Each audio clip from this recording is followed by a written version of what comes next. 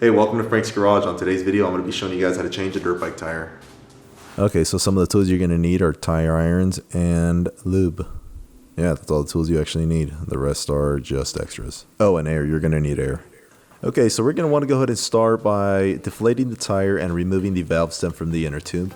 Then we'll go ahead and remove the, just kidding, don't remove it, but just loosen the nut on the rim lock. This will give us a little bit of free play on the rim lock. Okay, let's go ahead and break the bead. Make sure that you completely break the bead on both sides of the wheel. I promise that if you don't break that bead completely, you're gonna have one hell of a time getting this tire off. Okay, there's a couple of different ways that you can break the bead. Some people like to take the rim and put it on the ground and step on both sides of the tire, which actually works. But I like to just kind of try to force it off. Or you can even pry it off with your tire iron if you really can't get it off. Okay, cool. So now that we got the bead completely broken off the wheel, we can go ahead and take the tire off. Let's go ahead and lube up the tire now.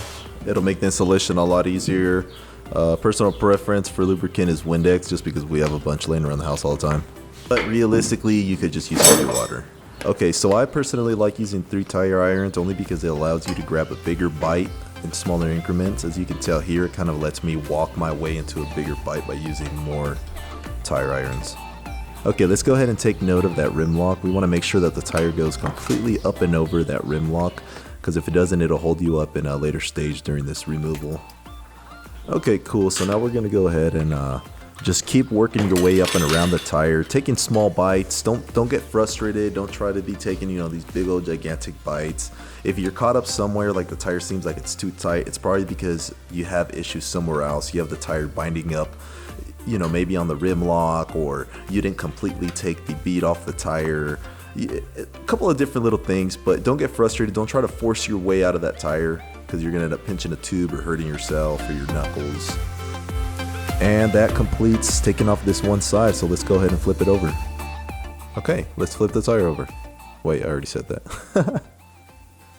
Okay, now we're on the other side. Same concept applies. Take small bites, don't pinch the tube. Make sure the tire goes completely over the rim lock. And yeah, just use common sense, don't hurt yourself. So at this point in this evolution, we should now have the rim completely unmated from the tire. If that makes sense.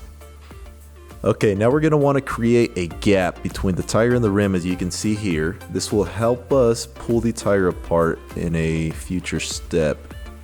Now, okay, so let's grab it from in between that gap that we created and just try and pull on it as good as you can, and it should just come off. Yep, there it is.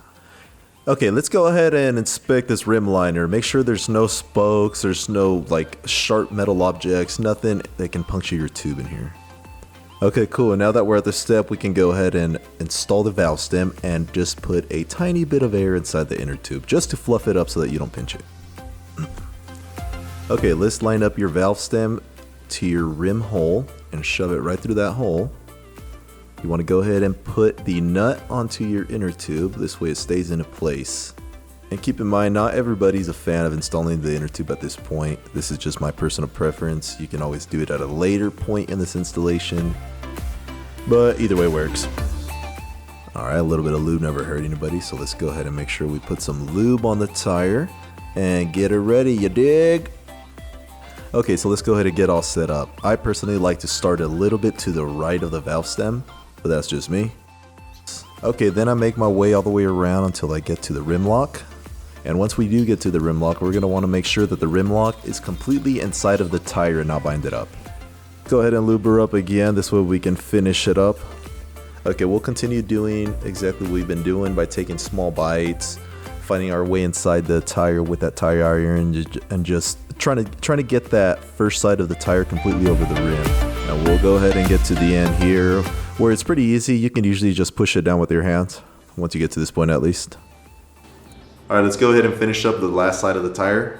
I'm just making sure I don't have too much air in my tire, because I've unfortunately made that mistake, and it literally cost me a trip right back to the parts store to spend another 20 bucks on a tube. That sucks. Make sure you don't do that. Anyways, let's go ahead and install this bead buddy that I got from Pit Posse on eBay. It's pretty good quality. What it does is just hold the bead in place. Meanwhile, you work the rest of the tire onto the wheel. Nonetheless, a pretty cool tool. I've never used it up until a couple tire changes ago. It's the first time I've ever had a stand or these fancy tools. I usually did them with just simple tire irons. Nonetheless, it's still a good effective tool. I would recommend it 100%. Let's try to go ahead and start getting the rest of this tire up over the wheel. We want to make sure that your rim lock is 100% free inside of the tire whenever you finally get the tire over the rim lock. So you're going to see me here. I kind of like press up and down on the rim lock to make sure it's free. That's a good indication that you've properly installed the tire over the rim lock the proper way. So now that we're completely over the rim lock and it's nice and free, we can go ahead and lube up the tire a little bit more for this last little stretch.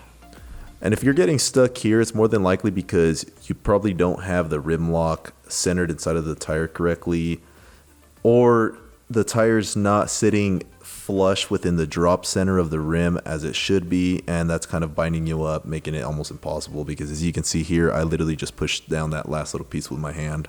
So for this step, I like to go ahead and air the tire up to about 40 psi. That helps set the actual bead onto the rim. This way you get a nice flush even bead all the way around the rim.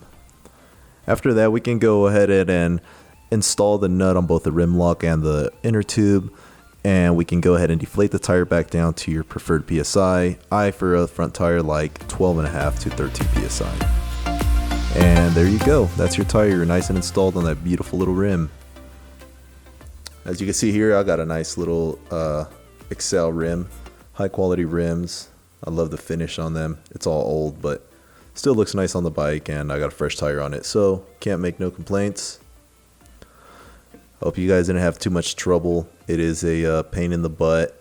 It never gets any easier. And that's how you change a dirt bike tire.